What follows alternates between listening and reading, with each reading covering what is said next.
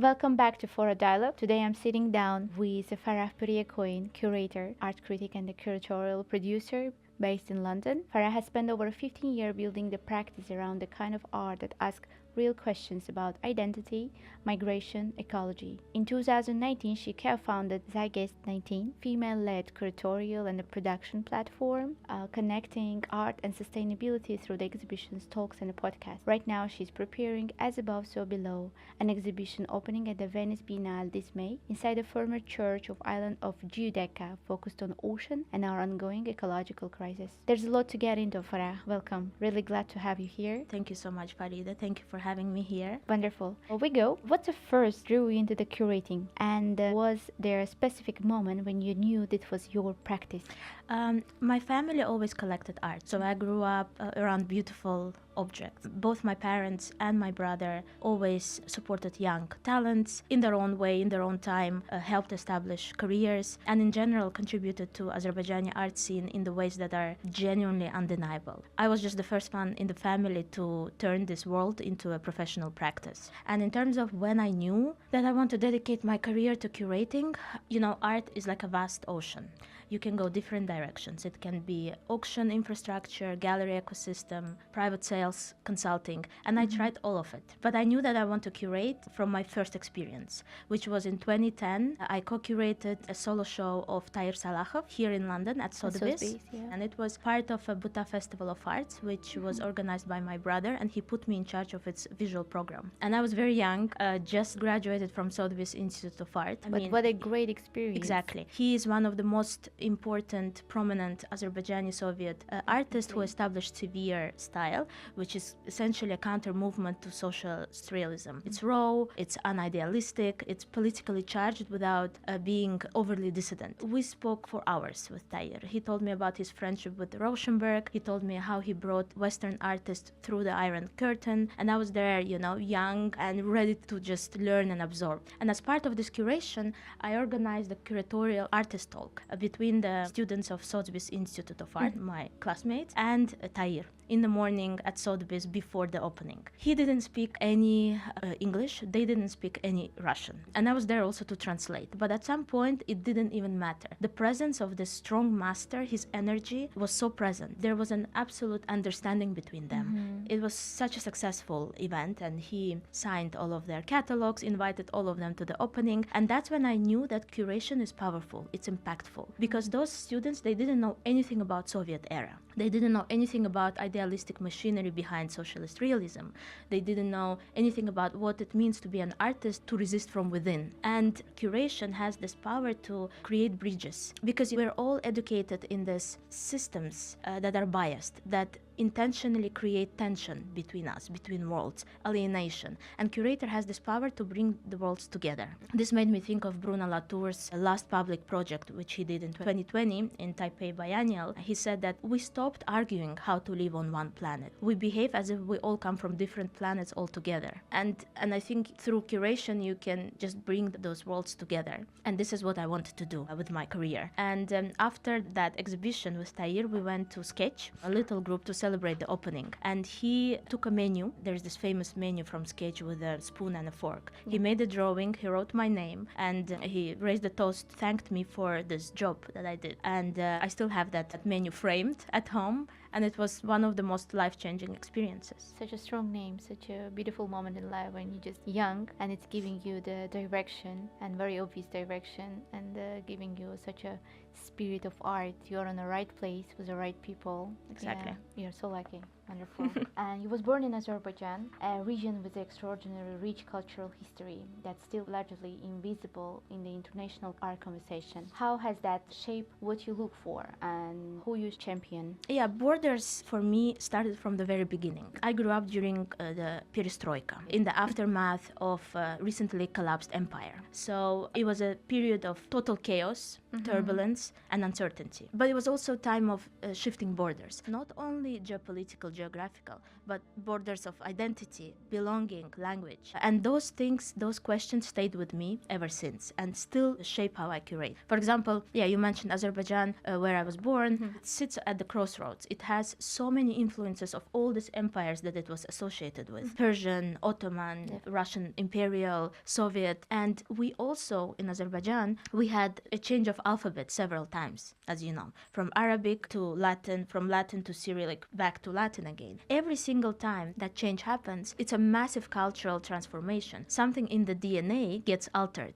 It changes how we read our own history, how we have access to our own literature. So something changes from within. The Caucasus in general and the wider Caspian region, it just has so many nuances. It has so many layers. It is massively underrepresented. Although, we have Bukhara Biennial now, there's lots of museums that has been opened even before the biennial in the region, in Central Asia. But still, in order to pass on these nuances, it will take decades. And whenever I have like an interesting platform to curate, I would always show Azerbaijani artists or artists from the region. For example, here in London, I've been living for more than 18 years, and they don't know anything about nonconformists, the group of artists from Azerbaijan that come from Absheron Peninsula that resisted, that went against Soviet regime. And one of their leaders, Javad Mirjavadov, he had to bury some of his abstract pieces when Soviet authorities came to look for him, to check on him in his studio.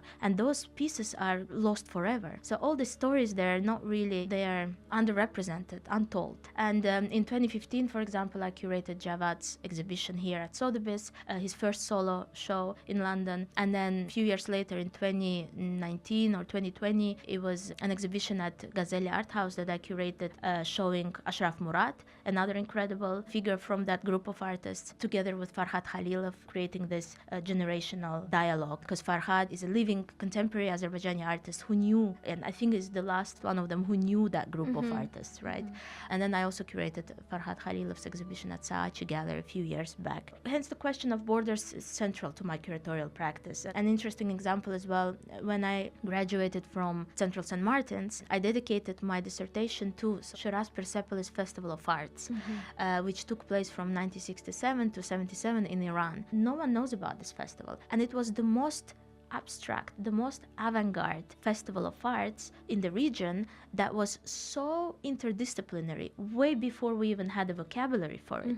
They put together artists, experimental artists such as Stockhausen or John Cage, artists from the West, equally on the same stage with artists from the global South. They mixed up genres. They brought together traditional and contemporary. So it was such a multidisciplinary platform for years going on in Iran. And no one really spoke about it here until 2015, when Vali Mahlouji brought an archival exhibition dedicated to this festival to London, to Whitechapel Gallery. I was so inspired by it that I dedicated my dissertation to it. And then later, when I was invited to curate at Yarat Contemporary Art Space in Baku, I was inspired by that. And I think that exhibition is the strongest example of me dedicating my practice to borders, because it was literally called Fragile Frontiers, where we brought 16 Iranian contemporary artists from Iran and from the diaspora to talk about borders, but not only geographical, metaphysical, borders within the body,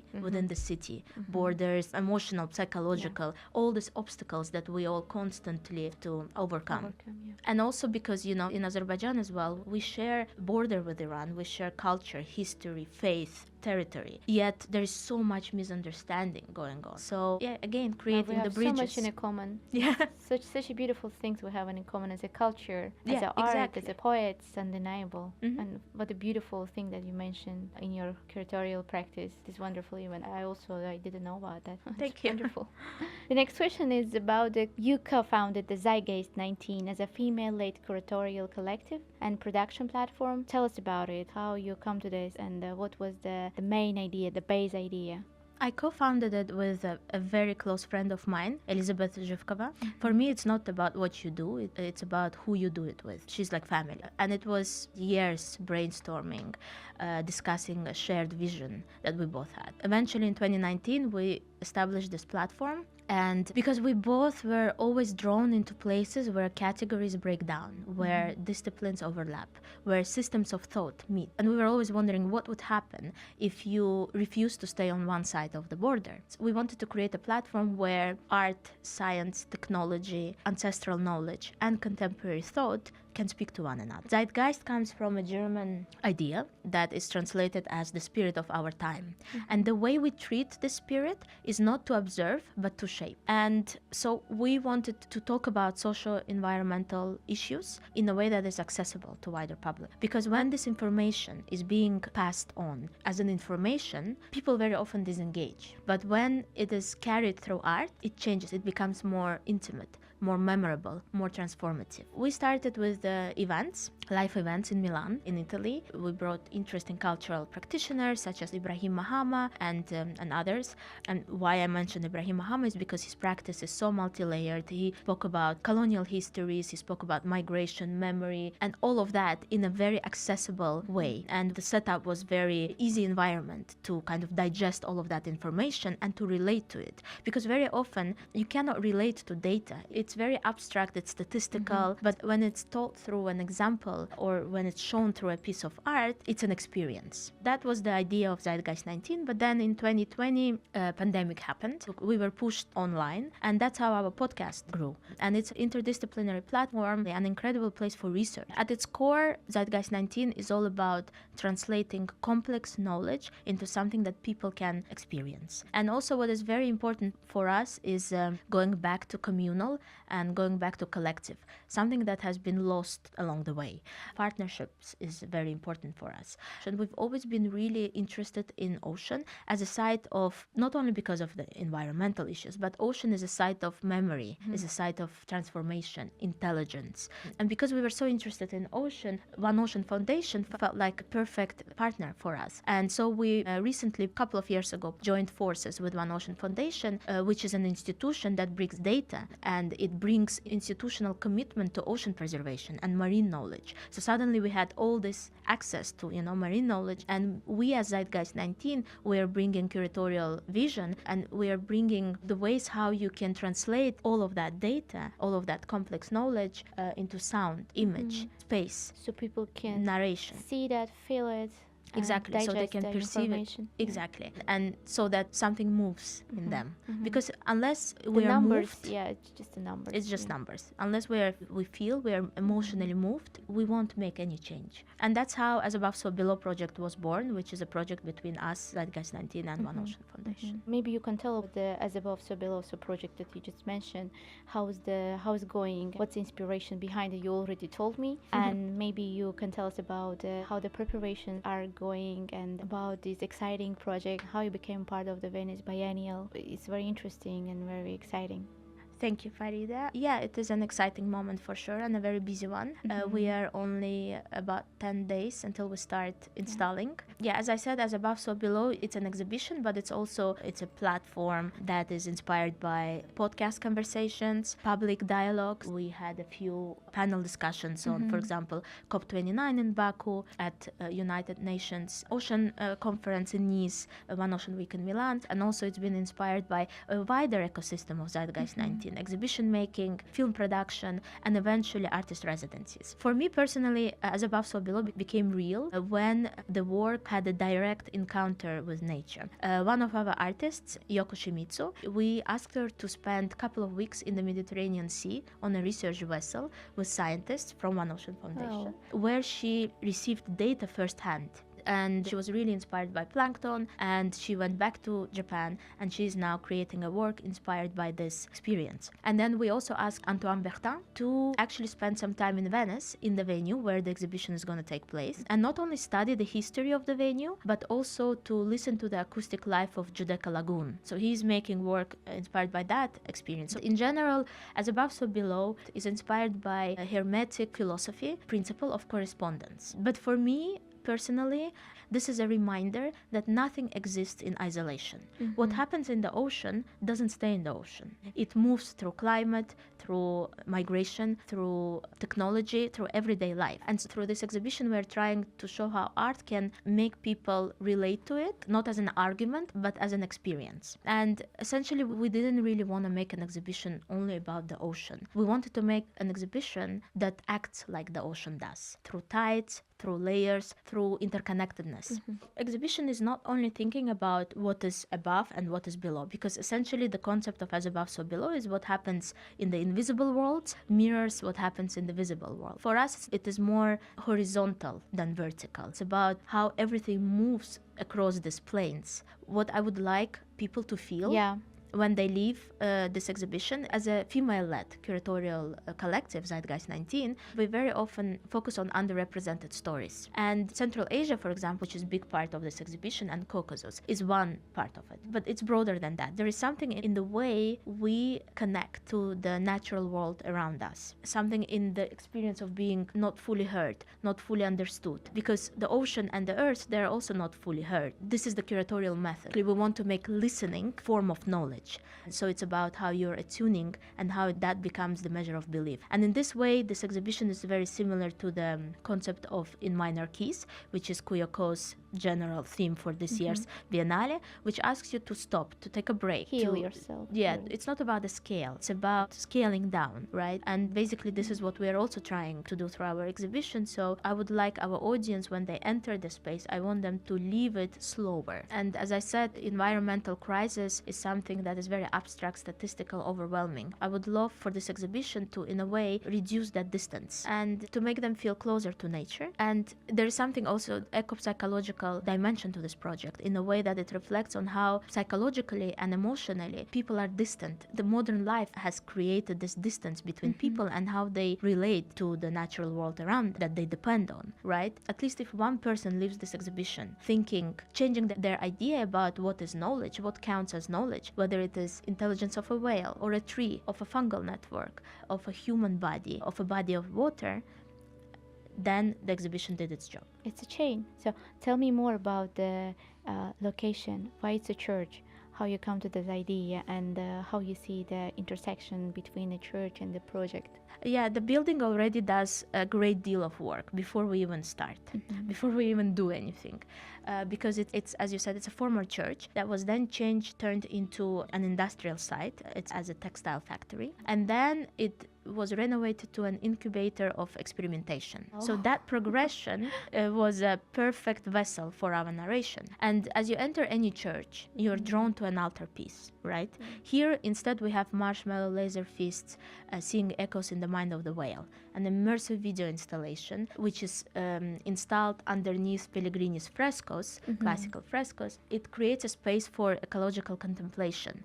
We ask you to sit on a bench and completely immerse in the world of cetaceans and the intelligence of whales who hold cultures of song and who communicate through those sounds, you know, and they remember through those sounds. It's a gorgeous work and it's very meditative. For me, it comes in this dialogue with the history of the venue as a church. But here we are asking you to pray to nature.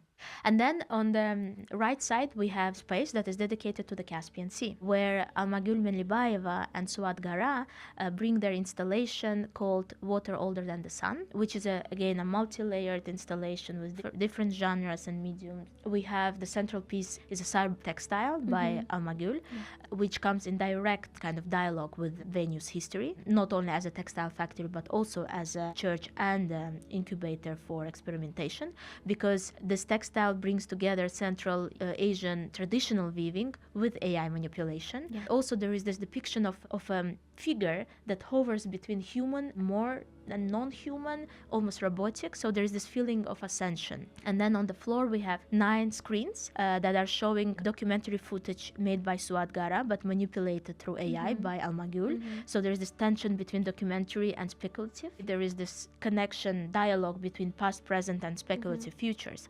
We also have fishnets, real fishnets from Caspian shores that work almost as an after image to Suad Gara's documentary film that we are projecting behind the cyber textile. And the film is called Requiem for the Caspian. It's something that Suat filmed on the shores of Caspian, dedicated to the disappearance of Caspian Sea. And I produced this film. And then we moved to a more silent, let's say, corner where Yoko Shimizu is creating her video installation about bioluminescent, inspired by that expedition. Like a documentary Of what she experienced on that research vessel. It's a silent video, but it's inspired by our podcast conversation with Dr. Sylvia Earle, who is hero basically for all of us. And then we have Andrea Crespi, who is an Italian artist. We selected his holographic vitrine that shows hovering ancient translucent body of a jellyfish. And you can see a glimpse of Thetis, which is a mythological figure within the body of that jellyfish, which comes into dialogue with classical frescoes of the space. And it kind of highlights the fact that technology doesn't always demystify the myth, the classical story, the tradition. It actually can be a vessel to, hold it, to carry it. And then we move to the nave. We have Antoine Bertin, one of our artist residents, who is creating a work based on our artist residency, which is basically an exploration of a sound, a mysterious sound called Kwa sound, which coastal communities heard for decades and didn't know what it is coming from. And it actually comes from a fish, from a scorpion fish. And funnily enough, we never associate sounds with fish, while there is a lot going on there. It's a complex, audible kind of story. So that's Antoine Bertin. And also, in order to listen to that, you really have to come very close to the sculptures. And then we have Elnara Nasirli's centerpiece called Whispering Forest. And it's basically a reclaimed olive tree that turns into a sonic instrument through biosensing technology. So you can actually hear the signals, because the tree is making signals. There is a whole communication system under the trees. She turns that signals into melody. In order to listen to it, you have to come really, really close, almost hug the tree and put your ear on it. So here we're highlighting that gesture to take a break, to slow down, come very close to nature, to almost hug, embrace a tree. And in that gesture, to explore the boundary between a human body and natural world around it. And the final piece is Orhan Mammadov's installation, which comes in a great dialogue with Elnara Nasirli, three-piece, because it's exploring fungal networks, subterranean living systems that are communicating all the time, but it's something that we never hear and we never see. So he's highlighting that communication, which is basically the entire life above it is dependent on. It's very multi-layered. It's wonderful how you collect and unite them under one roof. Bravo. If we speak about the next question, your work often engaged with ecological themes and a planetary crisis. Do you believe exhibition can produce the real change, or is that the burden art shouldn't carry? It's a great question. Thank you, Farida. I think data doesn't change the behavior of people. Right now, we have more environmental data than at any time in human history. But the crisis still accelerates. So there is something is missing in the way that information reaches people. And I believe that art, it doesn't explain how the world operates, but it can recalibrate how we perceive it. Art can make something invisible visible, and it can make something that is very distant intimate. For example, an exhibition I curated a few years ago of Elnara Nasirli, it was her solo show in Tbilisi called No Man's Sky, Braiding Sweetgrass, inspired by Kimmer's book Braiding Sweetgrass, which is an incredible piece of literature that I highly recommend. And the entire exhibition, it was in the Museum of Modern Art in Tbilisi, which is a great space, a huge space that we had to fill. And we both felt that we have to dedicate this entire show to the environmental issues in the region specifically. And one of the biggest examples of that was Whispering Forest installation. So basically that was the original Whispering Forest, which then traveled to many places, including now in Venice, but as one piece. Right? Although in Saudi Arabia, the installation was shown in its full. Remember. Yeah. It was this winter, I guess. Yeah, it was recently. So the idea was to bring Georgian and Azerbaijani trees, many trees, together to kind of highlight that shared ecological memory across the border, but also, again, to bring people closer to nature and to listen to this communication that happens within trees, the language of trees. And another example is, which is also very personal, is the Caspian Sea. Requiem for the Caspian is a film made by Suat Gara, which I also selected for our Venezia Venetian project that I produced is about the disappearance of Caspian Sea, but it's also a colonial story because the sea has been extracted and stripped not only of its natural resources, but also of its folklore, of its stories, of its memory, because during Soviet Union, all of this has been rewritten and suppressed. So here we are making the sea the narrator, the protagonist, and she's looking at its villages, abandoned villages, she's looking at its fishermen, at its animals, and you can't really tell whether she's saying goodbye or she's remembering. And the film is inspired by Miralad Pavic's book, Hazar Dictionaries, which is one of my favorite books ever written. It's a gorgeous novel that can be read from different sides of the book. You can start from the back and make your way up to the beginning, in the middle. It will always make sense, just like fragmented stories of the sea. So in Venice, we're bringing this work in dialogue with Almagül Melibayeva's and Suat Garas' other installation. So we're bringing this Caspian story not as a peripheral story, but as a shared planetary condition. And you know, art can do what a scientific report cannot. Art can make you feel that the sea is a person. And if you feel that, you can't let it quietly disappear. You can keep the communication and go. Yeah, absolutely. Is there a project that you haven't yet been able to realize, something that's still waiting? In terms of projects that are unrealized, I think feature film, because we are working on several short films. We produced short documentary film, Requiem for the Caspian, but a feature documentary or a feature film would be the next step, and I'm a big fan of moving image, and I'm really interested how curatorial concepts can be told through cinematic form. And when I was a child, 10 years old, we lived in Germany at the time. I remember together with my brother and my cousins, we were making this fake news TV shows, horror films and video clips, film camera, all of that has always been a big interest. And I think moving image is one of the most impactful ways, most impactful forms of creation that reaches, you know, everyone. So that would be an interesting project to work on. And also, you know, because of my experience in with the Buta Festival of Arts many years ago, which was huge cultural project of 100 cultural days of Azerbaijani art in London, and then because of my dissertation was about Shiraz Persepolis Festival of Arts, I've always been interested in this large cultural ecosystems, curating a story through the architecture of many projects. I think hosting a biennial would be another ambitious massive I believe project. In you. I think it's very easy. Thank you. You have a massive experience behind as a curator.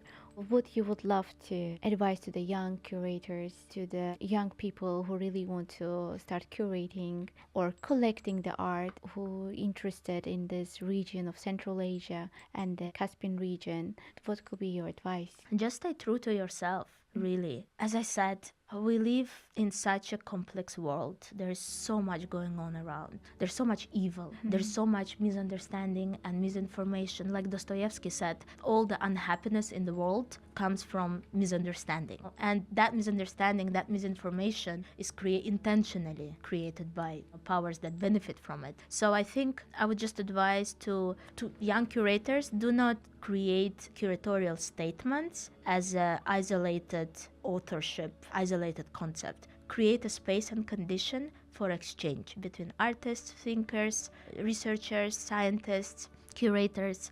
Go back to collective, go back to communal. As much as possible, create this togetherness. And to the end of our conversation, I would also love to ask, what are you reading, watching, or listening? What inspires you the most? What inspires me, I've realized lately, it's not something new that I read, because I guess I need some time to digest when I read something new. What really inspires me is what I've already read before. It's like that foundation, that list of things that I read, that I listen to, that I watch. So rereading, re-listening, re-watching for me is essential, because every time I reread something that I love, I see something new. I get something. Reinvention. Exactly. Reinventing all the time. We all should all the time reinvent ourselves. And I think from listening is Zeitgeist 19 podcast, not because it's our podcast, but because I just love re-listening. I recently listened to Daniela Ziman's podcast. Incredible. She talks about trans-environmentalism and really interesting concepts. And the episode with Rafika Nadol, he's a great artist who is being very down to earth, very human. And I think it's very welcoming. It's how we all should be. And then always listen to the episode with Dr. Sylvia Earle, because it just takes you to this journey of nature and planet and everything around us. And it makes you see things differently. In terms of the book, I love Vincenzo Musier's The Soviet Revolution.